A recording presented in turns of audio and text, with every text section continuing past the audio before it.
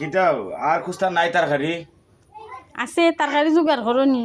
চালনের কোনটা আনো না ও পেঁয়াজ দিয়ার মরিচ দি মাখাই দিছি খাইলে খাওয়ার না খাইলে বাড়াইয়া যাও পেঁয়াজ দিয়ে মরিচ দিয়ে খাইতাম গেলে আনি রে দেখো ডাইরেক্ট খালি পেঁয়াজ আর মরিচ কিতা গরম বইয়া বইয়া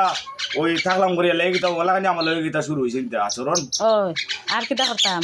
আকৌ দিন বইয়া খাওয়াইতাম 1.5 বছর হয়ে গেছে বইয়া খাই রে আর বইয়া খাওয়াইতাম না এটা যে মনে হইলা যে তোমার দর্শকে দেখবো অডিয়েন্সে দেখবো তোমার খুস্তা কইতো না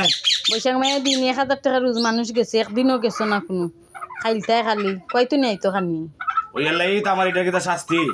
শাস্তি নাই মানে যেটা জোগাড় হয়েছে ওইটা খাইতে হইবে না মেম্বারে তোমার সাহায্য দেয় না তুমি দল নিয়ে গেছো বড় লোক হয়ে গেছো বড় লোক আমিও গেছি অনেক ফুদাম মরিচ দের পেঁয়াজ যদি না খাইলাম এটা তো অনেক সবে দেখবো না